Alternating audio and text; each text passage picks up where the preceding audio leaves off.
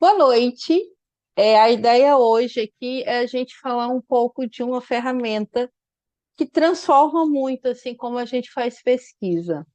Meu nome é Marcela Gonçalves dos Santos, esse é meu e-mail. E aí, para começar, eu gosto sempre, toda vez que eu vou fazer uma palestra, eu gosto um pouco de contar um pouco da minha trajetória e o porquê de eu ter usado, de eu ter desenvolvido esse curso e como esse curso entrou na minha vida. Então, eu sou engenheira de computação. Eu comecei a minha graduação em 2002. E aí, no final da minha graduação, eu fiz um projeto que foi um projeto de robótica educacional. Então, eu terminei a minha graduação com um projeto de robótica educacional. E nesse projeto de robótica educacional, basicamente eu queria usar, sempre quis utilizar a tecnologia como uma ferramenta, não como um fim. Então, era um projeto de robótica educacional para ensinar crianças da periferia. Eu morei em Natal, Rio Grande do Norte, para ensinar crianças de periferia tanto a robótica mesmo, como o uso do computador. Depois disso, eu comecei o meu mestrado em engenharia elétrica, aí fiz um mestrado em engenharia elétrica para trabalhar com robótica. E depois do mestrado eu comecei a ensinar. Então eu comecei a ensinar tanto em faculdade quanto em ensino técnico lá no Rio Grande do Sul. Então eu fiz meu mestrado no Rio Grande do Sul e participei de alguns projetos com a Intel, alguns projetos com o Google e sempre com esse enfoque de pegar a tecnologia e usar a tecnologia para ajudar as pessoas, seja, como eu falei, as crianças, né? Ou seja, ensinar programador, pessoas que não queriam seguir na área de programação, a programar para usar na área deles. Então, eu trabalhei com um projeto de cultura maker com a Intel, eu trabalhava no, fazia voluntariado no grupo de educadores do Google. Então, o meu enfoque sempre foi esse, pegar a tecnologia e usar ela ao meu favor. Ao meu favor e ensinando as pessoas a usar a tecnologia para também usar a favor das pessoas, né? Em 2019, 2018, mais especificamente, eu vim para o Canadá estudar inglês e estudar francês. Então, eu estou aqui desde então. Em 2019, eu comecei o meu doutorado. Em 2022, eu comecei a ensinar aqui. E aí foi quando eu vi também essa questão, como eu poderia usar a tecnologia para ajudar as pessoas. Porque eu comecei a dar aula também para pessoas que estavam em programas que não eram de computação. Então, eu ensinei estatística, ensinei cálculo, ensino até hoje. O foco dessas pessoas não é se tornar desenvolvedor, é usar a tecnologia na área delas. Em 2025, esse ano, até o final do ano, com muita fé e força, eu faço a defesa da minha tese. E em 2025 também foi quando eu recomecei esse projeto, que eu acho que alguns de vocês conseguiram ver. Se não, é o Marcelo dos Santos Prof, onde eu falo de programação de maneira descomplicada para iniciantes. Então, minha ideia continua sendo desde lá da minha graduação e agora com esse projeto, ensinar de forma descomplicada algo técnico para que a gente consiga ou fazer transição de carreira. Então, eu tenho alguns alunos que também querem fazer transição de carreira e ir para tecnologia ou aplicar na área de cada uma dessas pessoas. Então, eu comecei, como eu falei para vocês, e da onde vem a história do Python, né? Eu sempre tive essa ideia de pegar a tecnologia e transformar a tecnologia como algo que as pessoas possam usar, mas eu também utilizei o Python na minha pesquisa. Então, o Python é basicamente o cerne da minha pesquisa, que é robótica e engenharia de software, e também aulas de estatística, de probabilidade, de cálculo. Então, o Python se fez presente. Então, agora a gente tem o que a minha ideia é, ok, tecnologia como ferramenta e desde então eu comecei a estudar muito Python. Como é que eu posso juntar essas duas coisas? E aí vem, e acho que a nossa primeira pergunta, o primeiro questionamento aí é se você já se sentiu perdido a meia quantidade de dados que você tem na sua pesquisa. Eu não sei a que ponto, em que momento da pesquisa vocês estão, Se é no início, se é no meio da pesquisa, eu também não sei muito qual é a área de pesquisa de vocês. Se vocês puderem colocar ali no chat a área de pesquisa de vocês, o que vocês estão fazendo na questão de pesquisa, mestrado, doutorado, iniciação científica, ou estão trabalhando como pesquisadores, e em que etapa vocês estão. Então, vamos ali no chat para eu conseguir ver um pouquinho em que área vocês estão. Estou aqui acompanhando o chat. Então, vamos lá. Que área de pesquisa? Doutorado em psicologia. Vamos lá. Quem mais? Vamos ver.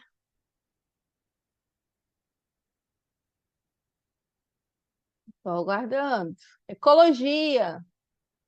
Estou no mestrado em administração. Boa. Então, independente de onde que a gente esteja, doutorado em engenharia ambiental, olha, outro da parte de engenharia. Faço doutorado em recursos naturais e estou na fase de elaboração de artigos. Sou engenheira eletricista. É a gente. Eu estou no ensino de línguas, linguística computacional, professor do curso de odontologia da Federal de Santa Catarina, trabalho com análise de imagens, dados. Boa noite, Cristi. Estou no último ano do doutorado em produção vegetal. Doutorado em ciências da informação, doutorado em imunohematologia, estou perto de qualificar. Então, gente, praticamente todo mundo que está aqui ou está na fase ou está no início, ou no meio, ou no fim, todo mundo está lidando com muito dado, né?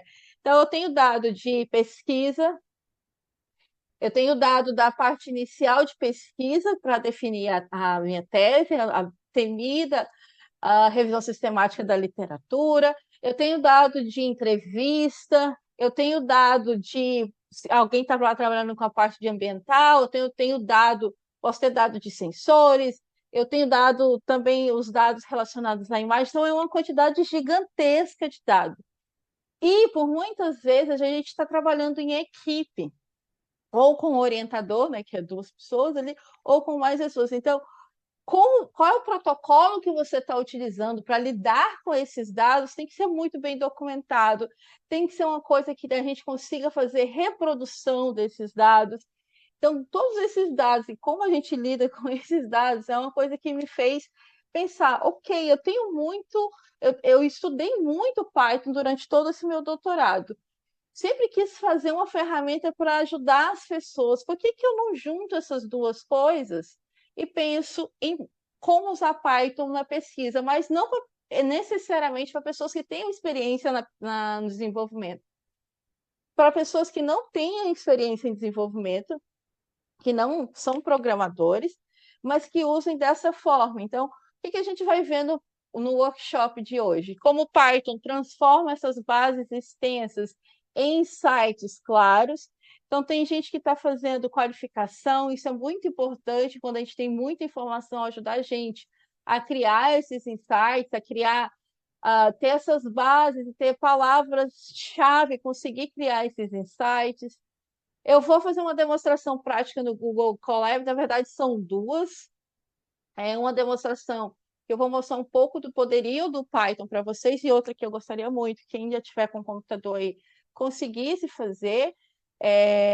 Eu vou usar bases fictícias aqui, mas eu acho que a gente consegue ter clareza no poder que o Python tem. Algumas pessoas provavelmente já usam o Excel ou o Google Planilha. Eu vou fazer um comparativo com ferramentas tradicionais, mostrar a aplicação em teses, dissertações e artigos. Tem gente que está escrevendo artigo, então como eu posso ajudar? E, por fim, mostrar para vocês como vocês podem começar a aplicar Python na pesquisa de vocês através, perdão, do curso Python para pesquisadores. Então, eu desenvolvi o curso pensando em todas as etapas da pesquisa. E para a gente começar todo este rolê, vocês perceberam que eu falo um bocado? Então, eu vou tomar um pouco d'água. E para a gente começar, a gente vem muito desse problema, né? Se a gente vai usar a tecnologia como solução, a primeira etapa, quando a gente pensa em uso da tecnologia, vamos definir o problema. E aí vem, a gente já perdeu horas tentando analisar dados de forma manual, e aí quando eu falo manual, não é papel e caneta. O manual, por muitas vezes, é ter uma planilha, ter muitas colunas e ter que ir de coluna em coluna entendendo esses dados, ou limpando esses dados, ou fazendo formas que muitas vezes a gente se perde porque a gente não tem uma forma sistemática ou automatizada de fazer esses cálculos. Eu acho que quase todo mundo, acho que vocês podem me dar um ok ali para eu saber se todo mundo já sofreu isso que eu já sofri, com a quantidade de horas que a gente fica tentando analisar todos esses dados manualmente. No meu caso, como eu falei para vocês, foi a primeira coisa que me fez repensar o uso de Python e usar Python na pesquisa, foi a revisão sistemática da literatura, e numa primeira tacada eu tinha muitos artigos para ler. Então, acho que todo mundo já se sentiu perdido aí nessa fase inicial. A revisão sistemática realmente quase me surtou, para vocês terem uma noção. Na primeira passada que eu tinha em uma base de dados só, eu tinha 1.657 artigos, esse aqui aumentou gigantescamente. Eu trabalhei muito nessas filtragens aqui da minha revisão sistemática. Eu fui para outras bases, eu tive que refazer tudo, porque era tudo muito manual. Tudo que eu fazia com esses dados era muito manual. Eu perdia muito tempo organizando dados, normalizando, criando o mesmo nome para as colunas. Então, quando a gente pega informação de bases diferentes, às vezes a gente se perde nisso. Os gráficos, por muitas vezes, eles eram demorados, aí não ficava muito claro, eu tinha que refazer. Ferramentas como eu uso muito, sempre usei muito o Google Planilha, e aí fica muito pesado a partir de um certo momento. A Karen colocou conheço bem, conheço bem. O problema que tu conhece bem, Karen, de ficar muito tempo tentando limpar e organizar os dados, ferramentas tradicionais limitadas. E aí o que realmente me fez foi que eu perdi realmente um trabalho gigantesco com a questão da reprodutividade. Então, a gente não conseguiu reproduzir um protocolo que um aluno tinha feito numa base, porque era tudo muito manual, ele saiu da pesquisa e aí, vida que segue, a gente perdeu tudo isso, tivemos que recomeçar.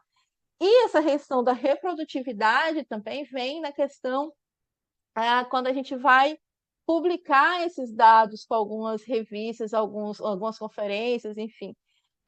Eles sempre pedem uma forma sistemática de reproduzir essas informações, reproduzir os resultados. E com planilhas é muito difícil a gente conseguir criar essas barreiras para não cada um fazer de uma forma. Então, com programação, e aqui no nosso caso com Python, eu consigo automatizar e entregar um script que eu vou conseguir reproduzir exatamente do mesmo jeito com aquela base. E aí, a solução para isso foi juntar todo o meu conhecimento que eu tinha em Python e aplicar ele como uma ferramenta e não fim. Não quero me tornar desenvolvedor em Python, eu quero usar o Python na pesquisa. Então, o Python me ajuda com automação, então menos tarefas manuais, e as tarefas manuais a gente corre o risco. Se a gente muda de pessoa, pesquisador que está fazendo, vai mudar a forma, pequenos detalhes, e a gente sabe que pesquisa, isso é uma coisa que pode mudar resultados. Clareza nos gráficos, os gráficos acabaram ficando mais fáceis e bonitos e fáceis de ajustar realmente. Eficiência, mais tempo para interpretar resultados. Eu bato muito na tecla desde que eu comecei a fazer o doutorado aqui. Eu até comecei a produzir conteúdo sobre organização e produtividade na vida acadêmica, que eu acho que a gente tem que gastar tempo com o que é importante, porque a pesquisa é parte da vida da gente, ela não é a vida da gente por completo. Então, eu queria gastar meu tempo na pesquisa de forma a interpretar os resultados e criar coisas, propor coisas. Não fazer tarefas repetitivas, manuais e chatas. E aí o Python entrou nesse pedacinho. Mas se é o Python para não programadores, como é que vai ser a questão de instalar, de manter esse ambiente? Aí é onde entra o Google Colab. O Google Colab é praticamente um caderno, um grande caderno. Lá dentro você pode, na verdade, ele é um ambiente que você pode ter vários cadernos, onde você pode escrever o código em Python e você também pode fazer anotações. Então, eu consigo juntar essas duas coisas. Imagine que para reproduzir resultados da sua pesquisa, você entrega esse caderno para alguém, a pessoa vai ter o código, vai ter explicação do código, tudo ali, com os gráficos. Você pode também exportar gráficos, você pode importar bases externas. Então, é uma maneira de juntar todas essas coisas. Então, é 100% gratuito e baseado na nuvem. Então, eu não preciso instalar nada no meu computador, mas eu tenho que ter acesso à internet para usar o Google Colab. Marcela, não tenho acesso à internet, mas quero fazer seu curso. E aí a gente conversa. Eu vou mostrar uma outra ferramenta que vocês podem usar, mas a priori é o Google Colab, justamente porque eu não tenho que instalar nada. E ele é muito fácil e ideal para quem não tem experiência prévia em computação nem em programação. Claro, até agora, aonde estamos, para onde vamos, qual a ideia desse workshop?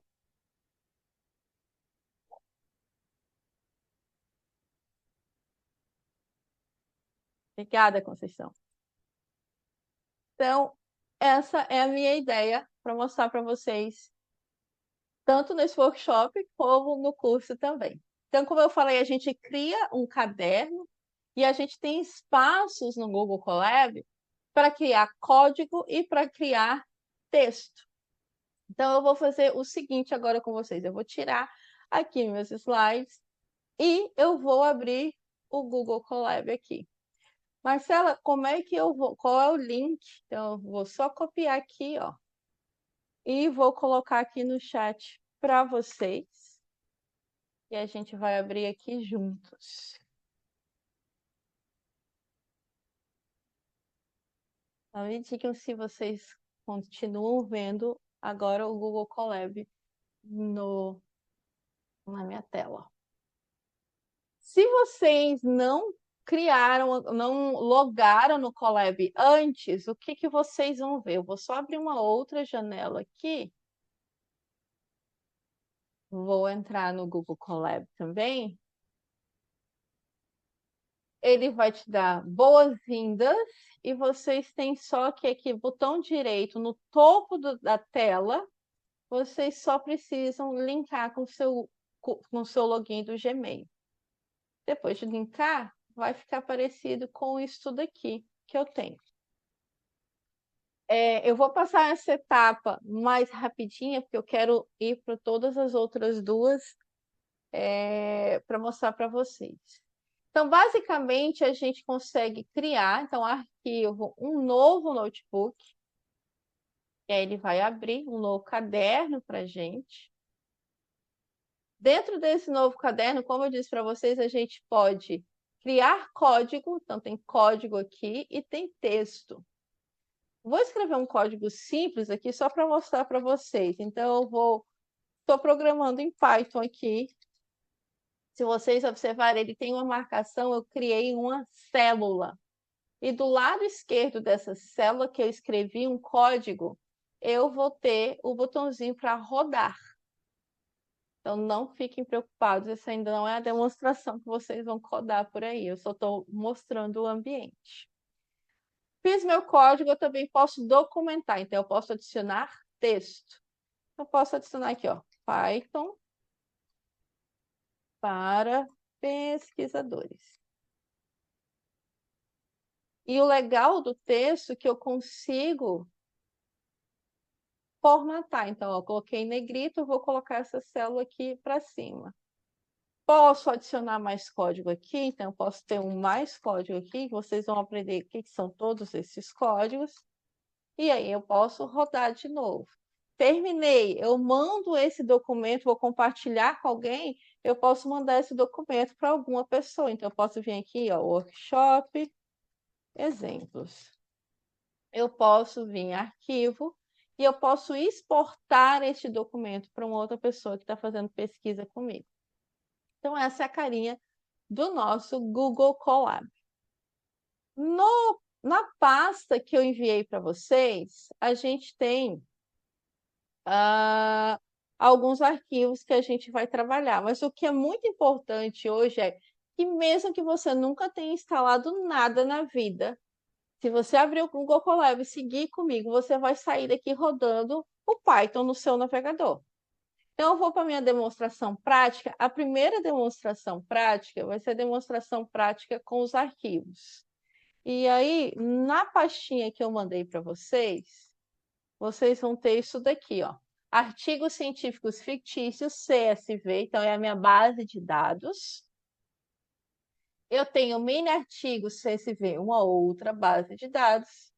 Tem o Workshop Colab Análise de Dados Científicos. Vocês podem ver aqui que tem uma extensão IPYND. Mesma coisa, o Workshop Prático Colab Alunos IPYNB. Então, essas duas últimas são os notebooks, são os cadernos que eu tenho código. Eu só criei um esqueleto para vocês entenderem. E os outros são a minha base de dados. Então, imagine que você tem uma base de dados, você fez uma entrevista, você tem sua base de dados. Você está lidando com imagens, você tem a sua base de dados. Você está lidando com leitura de sensores, você tem a base de dados. Você está na educação, você tem notas de alunos, você tem essa base de dados. Todo mundo está fazendo análise sistemática da literatura. Você tem a base de dados com nome de artigos, impacto do artigo, número de citações. Então, essas são as bases de dados.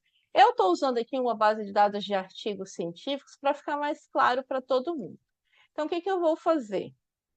Eu vou aqui no meu Google Colab, aqui, bonitinho. Vou só pedir para reconectar. Esse aqui é análise de dados, isso. Então, aí no de vocês vão fazer a mesma, vocês vão fazer o seguinte. Quem estiver me acompanhando e fazendo a prática.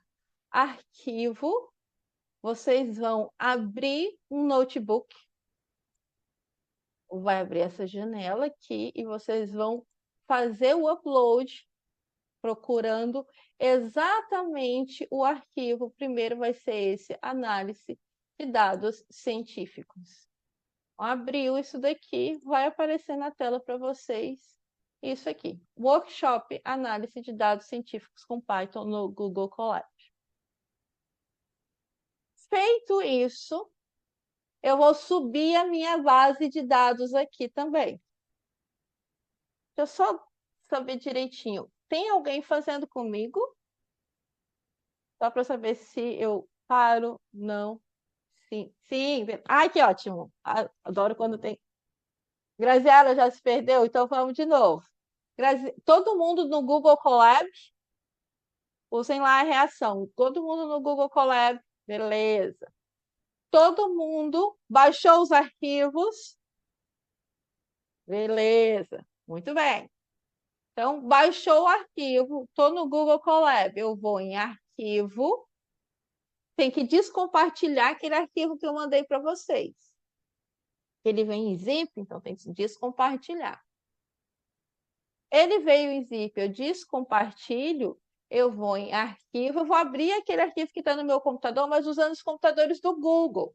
Então, arquivo, abrir no notebook. Aqui vão ter várias opções ó, à esquerda. Vocês vão na última, porque na última vai aparecer um botão que vocês podem encontrar o que vocês acabaram de descompartilhar. Eu vou esperar todo mundo que falou que estava sim comigo aparecer exatamente isso aqui na tela. Me avisem que eu estou aqui no chat seguindo vocês.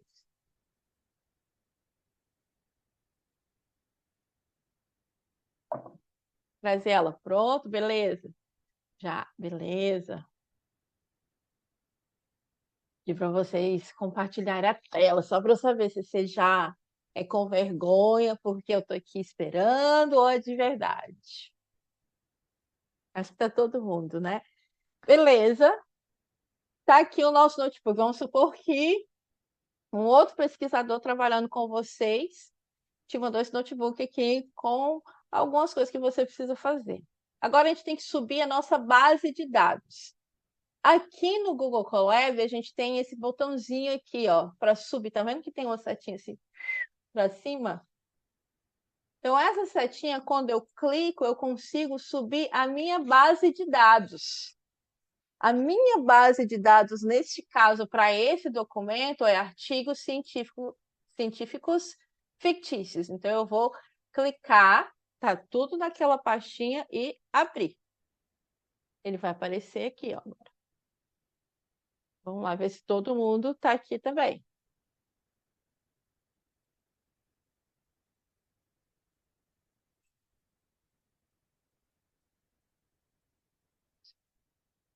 Daniela, não entendeu? Perdi de novo. Tá tudo bem, galera. Então, ó, vocês estão aqui no seu notebook. Bonitinho, todas as informações estão aqui. Aqui é o teu código com as informações. Só que você precisa da sua base de dados. Você vai clicar aqui, ó, nessa pastinha, lado esquerdo da tela. Aí vai abrir esse compartilhamento aqui. Abriu, vou clicar no subir algo, então tem essa setinha para cima.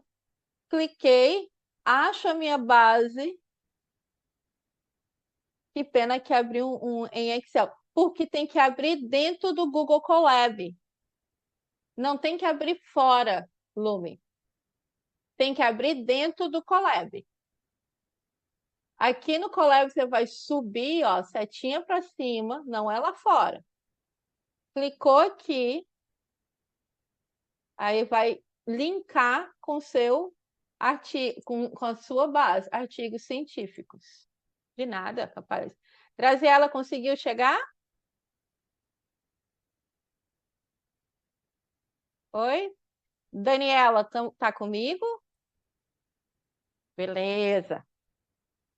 Agora estamos prontos para rodar aqui. Então, esse meu primeiro caderno, a gente não vai fazer nada, eu só vou rodar e mostrando para vocês o poder. Então, eu tenho aqui, ó, workshop. Se tiver fechadinho, é só abrir aqui. Então, eu tenho aqui qual é o objetivo, o que que eu vou fazer, texto, tudo isso aqui é texto. Quando a gente chega nessa célula aqui, ela é um código em Python.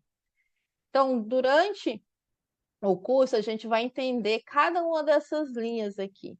Mas, basicamente, o que eu estou fazendo aqui é, eu estou carregando a minha base de dados, vou mostrar ela, quantas linhas ela tem, que eu preciso saber quantas linhas e quantas colunas, e a primeira linha, que é o cabeçalho. Quando eu clico nessa setinha, ó, vai me mostrar isso daqui. Tem que mostrar isso também para vocês. Então, o que que eu tenho? Eu tenho 500 linhas, 6 colunas, e eu tenho isso daqui como as informações iniciais, perdão. Então, eu tenho, ó, ID, título do artigo, área, ano, citações e impacto. Então, se vocês observarem aqui, ó, eu tenho 5 linhas da minha coluna com os valores mais ou menos. Exatamente, Daniela, parece o R. Mas a grande diferença do Python é que a gente tem muita biblioteca para tratar todos esses dados. Tem biblioteca para gráfico, tem biblioteca para estatística. Mas eu vou falar, no R também tem. A parada é que o Python, eu, como uma professora que ensino programação há um bom tempo, eu acho o Python mais fácil de ler. E fora que a gente tem essa ferramenta aqui para usar na nuvem. Então, ó, essa foi a primeira saída da minha célula, que é preparar o ambiente. Se a base de dados estivesse organizada diferente do exemplo, ela mostraria todas as linhas e colunas. Aqui, ó, Giane, é só porque eu estou usando esse comando aqui, df head. Com isso daqui eu mostro as 5 colunas. Se eu pedir, ao invés disso daqui, eu escrever, ó, print df, olha só o que vai acontecer. Eu vou rodar e aí eu vou ter informações da minha base de dados Ele vai me mostrar informações da minha base de dados, mas não consegue mostrar todas as informações. Marcela, quero mostrar todas as informações que eu tenho na minha base de dados. Se a gente colocar, em vez de dar o print aqui e pedir um ADF,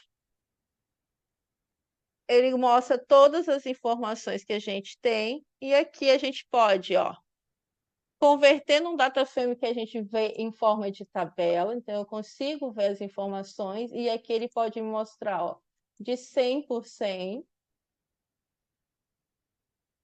e todas as páginas que a gente tem. Então, eu tenho código que me permita ver todo o dado, todas as informações que eu tenho dentro da minha base de dados. O que eu quero com essa primeira aqui é mostrar só as iniciais, para eu ter uma noção do que está acontecendo. Então, sim, tenho comandos para fazer isso, para me mostrar todas as informações ou não. Visão geral dos dados. Eu tenho um comando para me mostrar as informações gerais do dado. Então, eu posso também clicar aqui e aí ele vai me dizer, ó, eu tenho essas aqui, esses aqui são os cabeçalhos, eu tenho 500 dados, eu não tenho nada nulo. Isso aqui é uma coisa legal, porque muitas vezes a gente pega dado, a gente pode ter dado que é nulo, a gente pode ter campo nulo. Então, é importante saber quantos nulos eu tenho e aonde eles estão. E aqui, o tipo de informação que eu tenho. Posso também ter informações descritivas aqui. Então, eu posso ter aqui está a quantidade que a gente tem média, desvio padrão, valor mínimo, qual é o 25% dos dados daquele campo, qual é o valor, qual é 50% dos dados daquele campo, o valor, 75% e o valor máximo. Então, a gente tem aqui ó, por ano, por exemplo, que o ano máximo que a gente tem lá é 2024. E o valor máximo de citações dos artigos que eu tenho são 500 citações. O valor mínimo, 50. Tem um artigo que tem 50 e um artigo que tem 500. Aqui eu posso ter também as informações, mas agora de 10 linhas, ao invés de só 5. Então, eu posso ter 10, 20, quantas informações eu quiser da minha base. Eu já tenho aqui ó, alguns dicionários o dicionário da minha base, que eu tirei disso através do campo aqui do comando info, e aí eu descobri que esses são os dados com os anos de publicação. Posso checar aqui, ó, verificar valores ausentes, que eu tenho o ID, título de artigo, área, ano, citações, impactos por coluna, quantos eu tenho que estão nulos. Então, eu não tenho nulo em nenhum. Mas eu poderia, por exemplo, remover linhas nulas se elas existirem. Então, eu vou ter um campo aqui, eu vou ter comandos para isso. Eu posso agrupar por área. Então, eu tenho aqui ó, as minhas áreas e o número de citações, a média de citações dessas áreas. Posso ter, vocês percebam que eu estou simplesmente rodando o meu código aqui, ó. Rodei, aqui é o resultado. Posso ter total de artigos por ano. Posso ter impacto das minhas citações. Cara, e no caso de exportação de dados de base de dados como Scopus, WOS, que elementos são fundamentais para gerar um documento que seja analisado com qualidade no Python. O Python ele recebe CSV, ele recebe Excel, ele recebe JSON. Então, ele recebe várias formas de documento e se a gente não tem a base de dados, não entregar um desses documentos que são padronizados, a gente pode usar o Python para padronizar e fazer análise dentro do Python. Então, os dados, de novo, a gente vai ter uma base de dados com essas informações e eu posso usar o Python para entender o que eu tenho lá dentro. Então, essa base de dados, na grande maioria das vezes, eu posso dizer que no 80%, às vezes a gente está tratando com dados CSV. Se não, eu posso criar um script em Python para converter o que eu tenho em CSV e aí sim usar todas essas ferramentas que eu estou mostrando aqui para vocês. Ficou claro?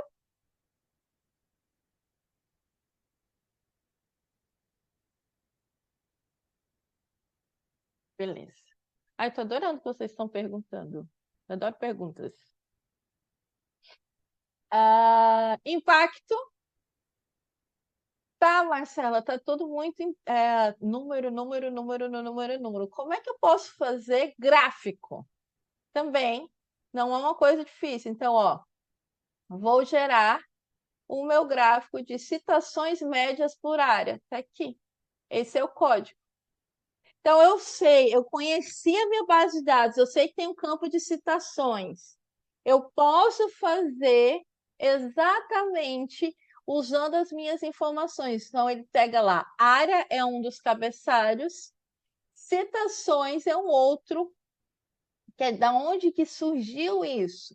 Surgiu daqui, ó, quando eu faço citações, quando eu faço o head aqui, eu entendi que citações é um dos campos. Então, eu consigo fazer gráficos com as informações que eu tenho.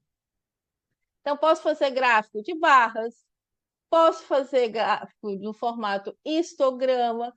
Então, também vou usar a minha informação para gerar gráfico.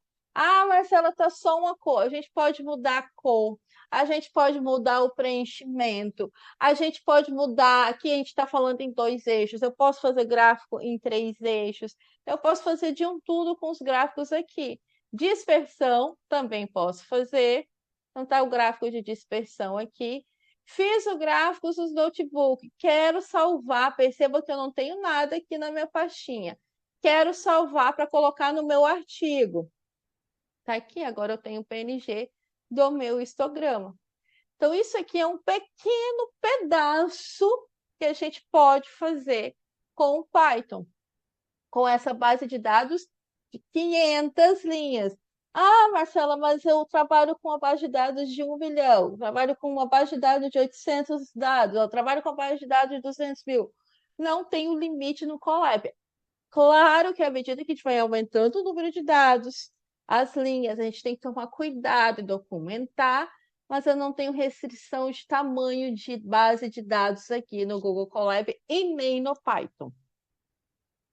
Agora que eu já fiz isso daqui, eu quero que vocês abram o outro notebook, que é um pouquinho mais simples, e lá a gente vai colocar a mão na massa. Então, ó, vou abrir o meu notebook, que o nome, de novo, vocês vão abrir notebook, vão carregar, e aí vocês vão abrir o notebook que tem o nome Workshop Prático Colab Alunos.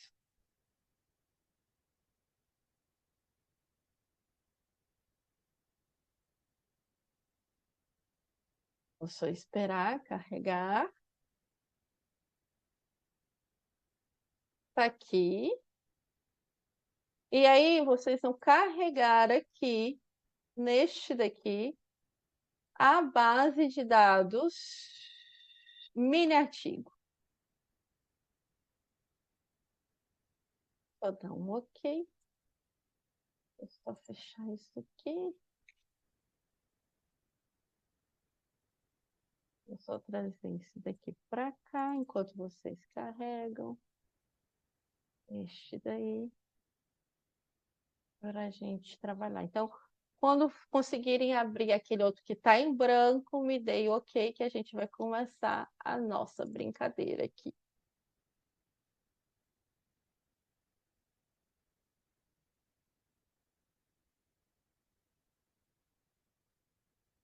Beleza, gente. Vamos só esperar o restante do pessoal e a gente vai.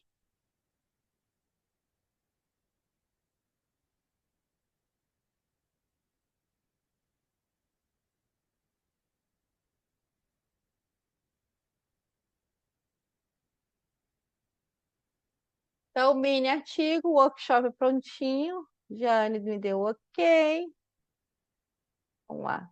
Ver se tem mais gente fazendo comigo. Aí a gente vai. Cris, ok, também.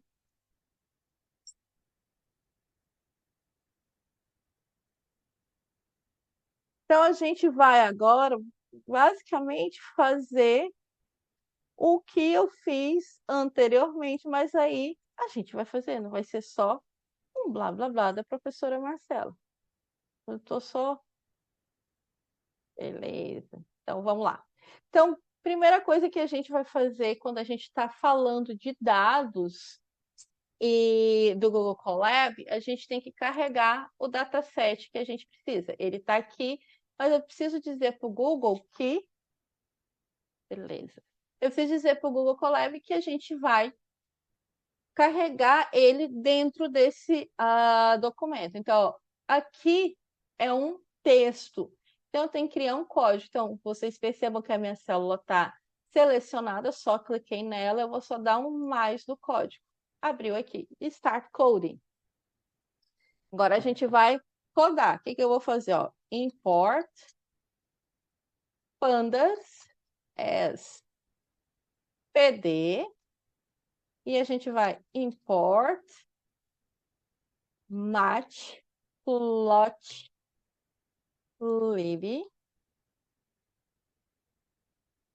ponto byplot splt. Com isso aqui eu acabei de dizer assim, ó, cara, eu preciso usar, como se eu estivesse tirando livros da estante, eu preciso usar o livro Pandas, eu preciso usar o livro Matplot, porque eles vão me ajudar a fazer estatística da minha base e gráfico. Fiz isso, rodei. Não vai acontecer nada, porque não tem nada para acontecer. Então, a gente vai, ó, carregar o dataset. Como eu carrego? Só depois do PLT, vou dar um Enter e vou fazer DF. Vai ser PD. Lembrem que eu pedi para usar o livro. Leia o arquivo CSV. Então, underline CSV. E aqui eu vou botar o nome exato do arquivo que eu carreguei. Mini artigos.csv. Pronto. Criei. Vou dar um Enter e vou dizer: me mostre as 5 primeiras linhas dessa base de dados. Estou carregando esse dataset, entendendo. Quando eu faço isso, é esse código que vai aparecer. Então, eu preciso que vocês me digam se é isso que está acontecendo aí para vocês. Galera, eu falei que ia ser 1 hora, a gente vai passar um pouquinho de 1 hora, tá? Tem umas coisas para mostrar para vocês. E que tá todo mundo exercitando, então tá legal. Então me digam se é isso aqui que está acontecendo para vocês também. Estou aqui acompanhando o chat para ver se está todo mundo conseguindo me acompanhar.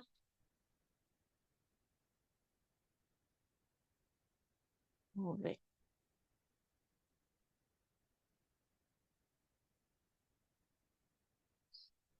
Estou esperando, podem ter o tempo de vocês, se quiserem abrir o microfone também para perguntar alguma coisa.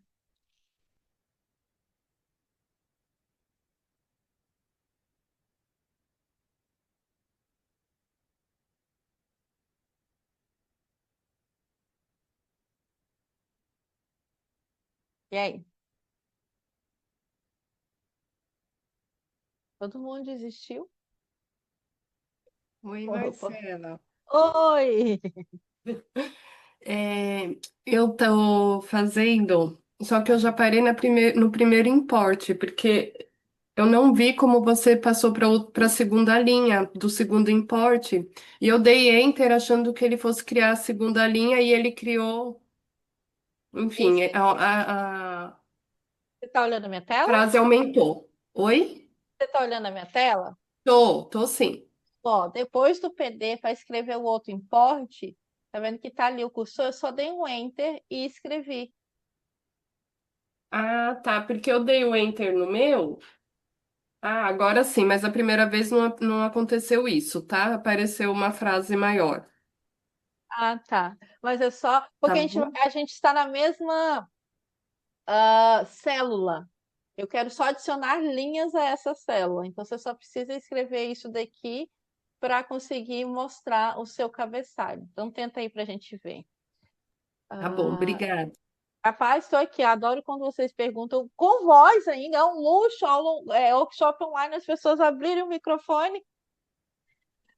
Ok, pergunta. DF é de data frame é uma variável própria do Python, poderia ter outro nome como não. DF é uma variável, você pode colocar o que você quiser. Eu uso data frame, mas podia ser data frame da. Quem me perguntou? Vamos ver aqui quem me perguntou. Jeane. Então podia ser data frame da Jeane. Só que aqui, ó. Em todo o meu arquivo, vou ter que usar data frame da Jeane. E aí vai funcionar. Respondi? Não, não precisa CDF. Acho que subi o arquivo errado, Graziella. Então, ó, você consegue descobrir se você fez errado ou não se você clica aqui na pastinha ao lado. E aí, quando aparecer aqui, tem que aparecer mini artigos. Se não aparecer o mini artigos, a gente clica na setinha para cima, de novo, e acha ali, ó, mini artigos CSV.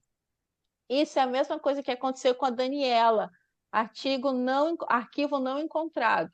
Ou ele não está aqui, Daniela, ou você escreveu o nome errado. Tem que ser exatamente o jeito que está escrito ali.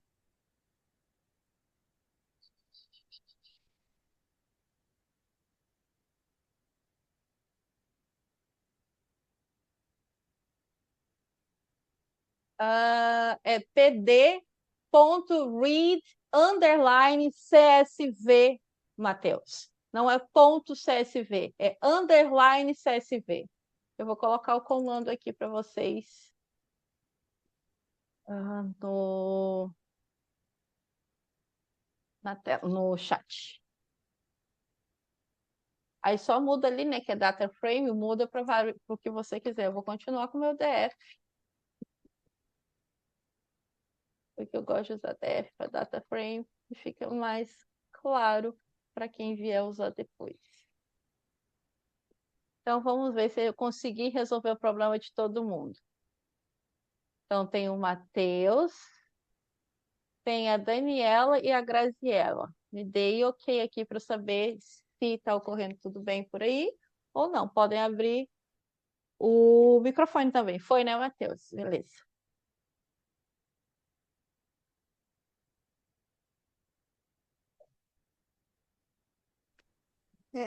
Aqui não deu certo. Eu não sei se eu abri, assim, eu baixei o arquivo, mini artigo, mas parece que eu Aham. abri muitas pastinhas ali no temporário. Acho que pode ter dado algum erro nesse sentido. Deixa eu ver. Tá. Vamos lá. Você abriu um novo documento, um novo notebook? Você carregou o notebook Workshop Prático Colab Alunos, Daniela? Sim, eu tinha Beleza. aberto. Só que é como se eu Você, tivesse aberto muitas pastinhas, sabe? Eu não tô com três pastinhas.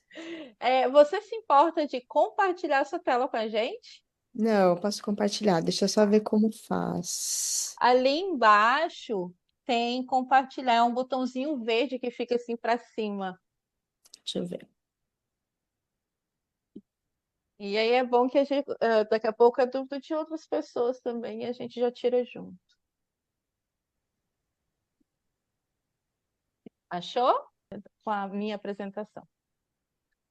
Feito isso, o que que a gente pode fazer também? Ó? Explorando os dados.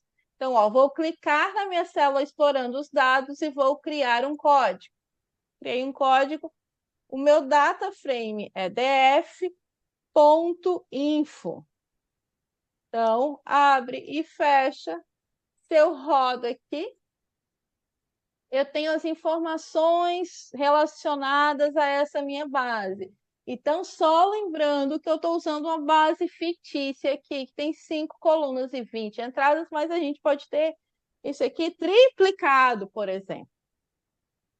Então, tem minha base, vocês carregaram o dataset, vocês exploraram essa primeira parte dos dados. Agora chegou a parte que a gente pode, por exemplo, também dar uma olhada dentro dessa info aqui, dar uma olhada mais a fundo dos meus dados. Então, eu vou criar uma outra célula de código e vou escrever um outro comando. Describe. Rodei. E aqui eu tenho mais informações. Então, ó, quantidade, eu posso contar, posso calcular média, desvio padrão, mínimo, 25% dos dados, 50, 75 e o máximo. Vai fazer sentido na minha base? E aí eu que tenho que saber. Aí entra a parte da gente como pesquisador. O que eu quero desses dados? Estou falando de questionário, estou falando de leitura de sensor, estou falando de imagem, que eu também posso fazer aqui. Então, essas são algumas informações em texto que a gente pode ter dos meus dados.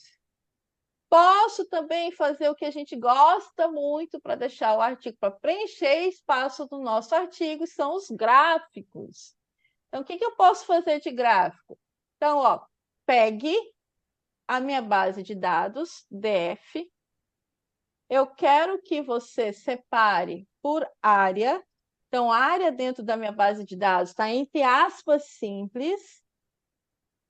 Aí eu vou escrever área que está com acento agudo no A, área, que está assim lá na minha base. Ó. Tem área de pesquisa. Pegue a área e conte. E vocês percebam que ele vai me ajudando. Conte quantos artigos eu tenho por área e plote isso. Do tipo barra. Então, aspas simples de novo, bar. Por quê? Porque eu fiz minha etapa anterior, eu entendi, eu carreguei minha base, eu entendi o que tem dentro, então eu posso começar a brincar e plotar, por exemplo.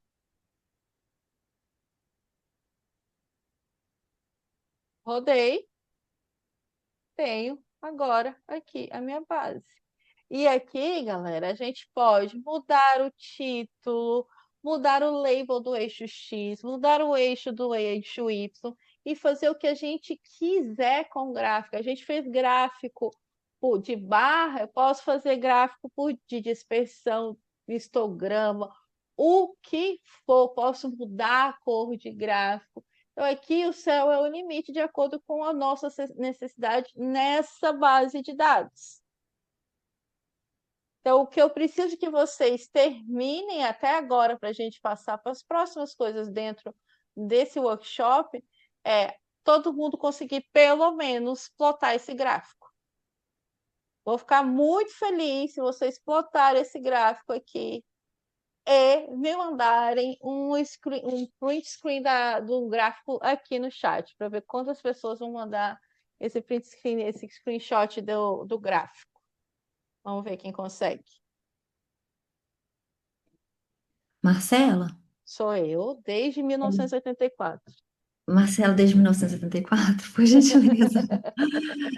Você sabe, por gentileza, ali o comando que você colocou para eu copiar? Isso, grata. É, nada. Jane, muito bem. Temos um gráfico aqui já. Ups, eu juro que eu já fecho. Perdão.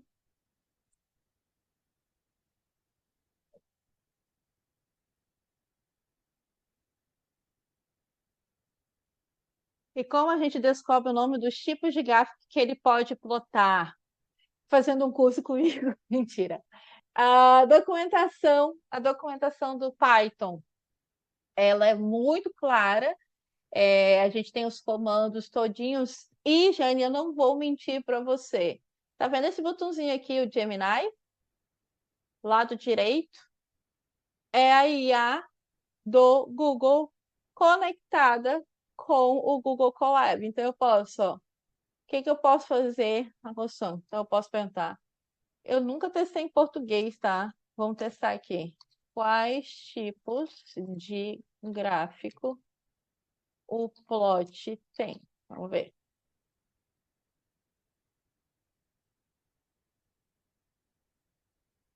Muito bem. Tô acompanhando. Tá aqui, ó. A função plot em DataFrame tem linha, barra, horizontais, histograma, box, cadê? Então, assim, tem um monte e ele pode ir te ajudando como fazer. Sim. Cara, não vou mentir para vocês. Eu sou o tipo de professora que está usando um monte de inteligência artificial. Acho uma bobagem muito grande não usar inteligência artificial, principalmente se tratando de programação como tecnologia para ajudar a gente. Não é tecnologia para quebrar a nossa cabeça. Muito, Daniela, muito, muito, muito, muito, muito. E assim, é... a grande parada é eu tenho que entender o que eu quero. Eu tenho que entender o código, então por isso que é importante ter o conhecimento do código. Exatamente, Daniela, eu não preciso quebrar a cabeça. Então, assim, se eu conseguir entender o código, um código que eu entrego para vocês, eu consigo perguntar. O grande problema para mim é pedir para a IA fazer tudo. Isso para mim é muito problemático. Então, todo mundo conseguiu fazer o gráfico. Ai, que maravilha. Dito isso, eu vou só passar para as outras informações que eu tenho para vocês, porque eu tinha só. A gente pode fazer histogramas, outras coisas em um outro momento. Eu disse para vocês que dá para fazer esse monte de coisa, mas tem uma parada que a gente tem que pensar um pouco mais. Deixa eu aqui. Então, eu passei pela minha demonstração prática, adoro as carinhas de comemoração. Então, a gente tinha uma base de dados de 500 linhas, número de citações, citações médias por impacto. Vocês estão vendo minha tela, meus slides? Total de artigos por área, checagem e limpeza mínima. Então, a gente consegue fazer todo esse tipo de coisa dentro do nosso Python. E é a atividade que vocês fizeram passo 1, passo 2, criar gráficos. E aí eu vou mostrar já já o que é o bendito do desafio. Mas antes, eu garanto que tem muita gente pensando isso aqui. O Excel já faz isso, Marcela. Por que que eu vou colocar mais uma coisinha na dos meus pratinhos de girar como doutorando, como doutoranda, como mestrando? Por que que você está querendo convencer a gente disso? O que acontece, galera? Limitação de colunas. O Excel tem essa limitação aqui de colunas. O Google Planilhas também tem. E não é só quando a gente chega nesse limite que ele começa a ficar lento. É perto desse limite, ele começa a ficar lento demais e muito lento para gerar gráficos. Então, onde que o Python ganha? Escala. Milhões de linhas sem travar real, ou seja, fiz testes. Horrível, muito lento. Exato, Lara. Reprodutividade. O código vira protocolo, qualquer pessoa repete, o resultado vai ser o mesmo. Então, não tem nada dessa da lá do revisor número 2, pegar o seu artigo, dizer que reproduziu e não deu a mesma coisa. Se ele está usando um código Python, ele tem que ter o mesmo resultado. Automação. Um script que gera gráficos e tabelas novas em segundos, sempre que chegar dado novo. Então, eu posso ter um script que fique cuidando em tempo real, lendo a minha base de dados e gerando os gráficos. Não preciso ficar fazendo tarefa repetitiva. Eu posso passar para a parte de criatividade. O mesmo resultado para a mesma base de dados. Exatamente. Então, assim, não tem nada que vá fugir daquele script, porque não há um ser humano no Excel criando coisas. Eu sei que a gente pode criar uma macro no Excel, mas aí a gente entra na questão de tempo e de travar a máquina e de ter que ter recurso alto para a máquina não travar. Qualidade de auditoria, histórico claro do que foi feito, então a gente pode criar versões do nosso script usando o Git e o GitHub, que também é uma ferramenta que eu ensino. e a gente tem menos erro manual. Bibliotecas poderosas, aí a gente viu hoje.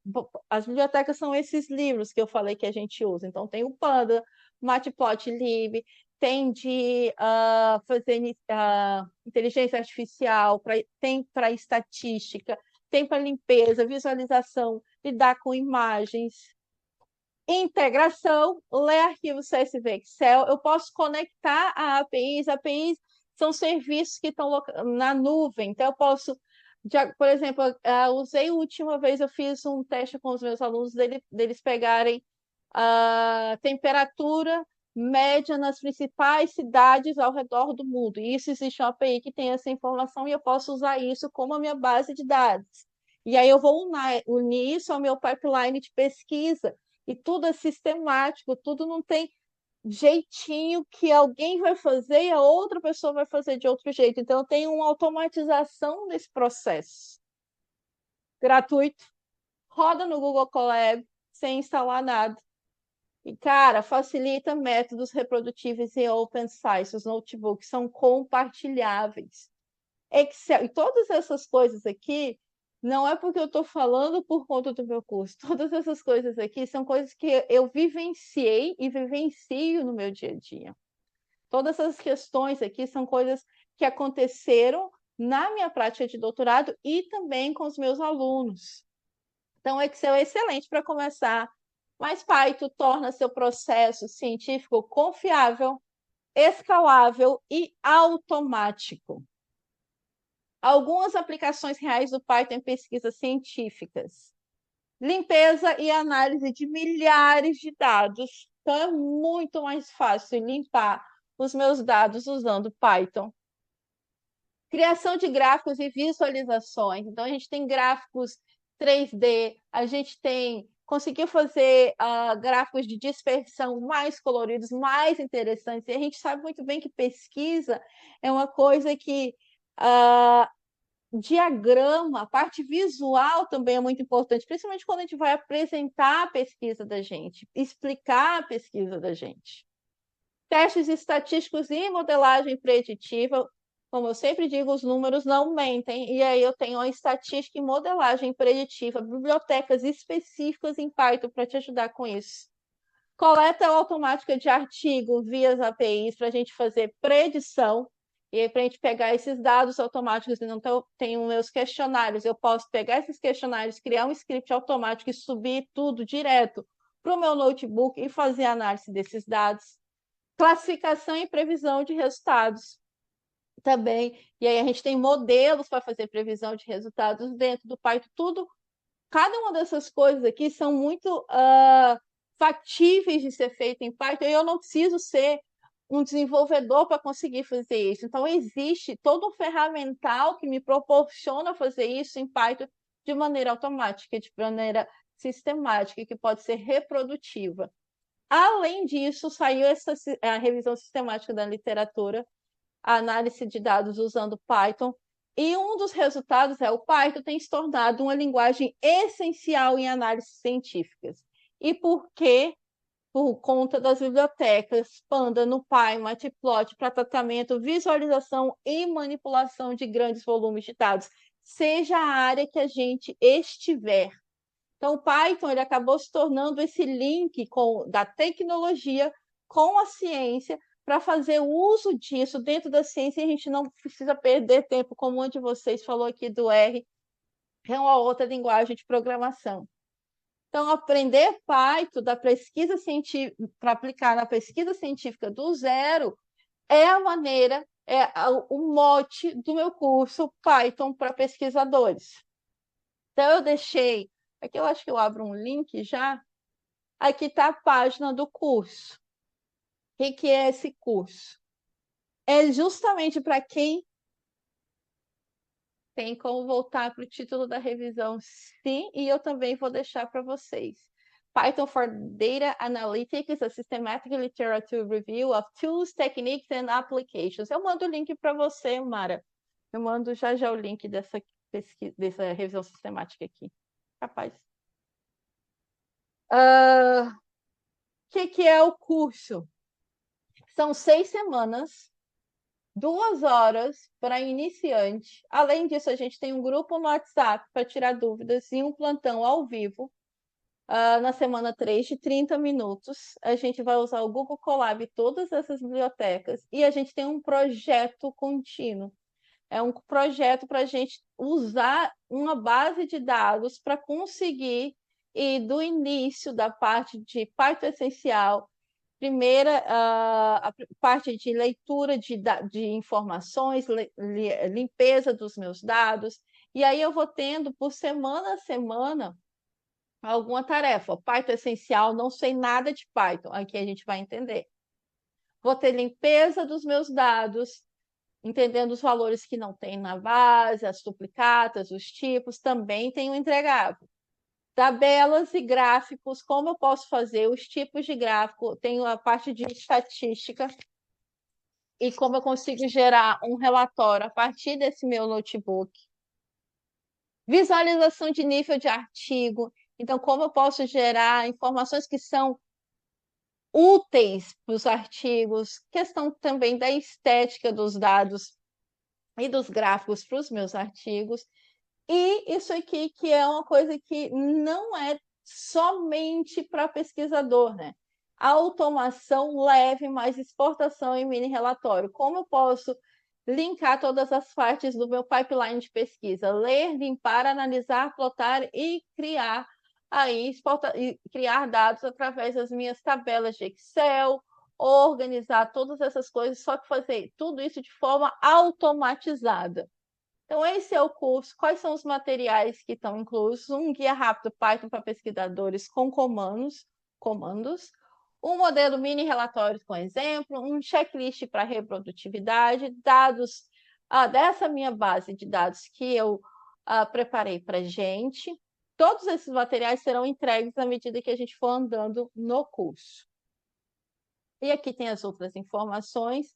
Se vocês clicarem em qualquer botãozinho aqui, vai te levar para o formulário, e aí o formulário é a minha definição. Queria que vocês olhassem. Essa é a definição do dia, quarta-feira, pela manhã.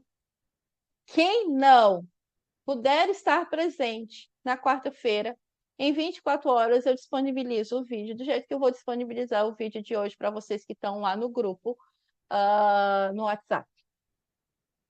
Alunos da UNA, a Mari mandou já informações que são para vocês com relação a esse curso, mas vocês também, por favor, preencham, estão interessados nisso aqui, preencham este formulário com informações relacionadas a você, relacionadas à sua pesquisa. Se tiverem dúvidas, por favor, aqui na página do curso tem link para o meu WhatsApp que a gente pode conversar. Sou eu que respondo, tá? Não use IA para responder vocês. Sou eu mesmo que respondo. Então, esse aqui é o nosso curso Python para pesquisadores. Ai, Marina, eu quero vocês também, cara. Eu quero todo mundo que participou hoje no curso. Eu criei ele com muito cuidado, com muita atenção, porque, de verdade, para mim, a gente tem que descobrir o poder das tecnologias para transformar a vida da gente de verdade, assim. Aqui é para pesquisadores, mas eu não sou um engenheiro de computação que acha que a tecnologia é o fim. Tecnologia é o meio para a gente fazer coisas e transformar, seja pesquisa científica, seja a vida da gente. E eu sempre falo isso daqui, tá? Fazer uso da tecnologia de forma adequada sobra tempo para a gente fazer o que a gente ama. Afinal de contas, a pesquisa é parte da nossa vida e não a nossa vida. E aqui sou eu, aqui em terras canadenses, no 7 de setembro, aqui dançando, porque é uma das minhas paixões. Eu só consigo fazer tudo isso porque eu uso a tecnologia como uma ferramenta para me ajudar. É isso, pessoal. Eu vou finalizando por aqui. Muitíssimo obrigada pela participação de todo mundo. Beijo, até mais.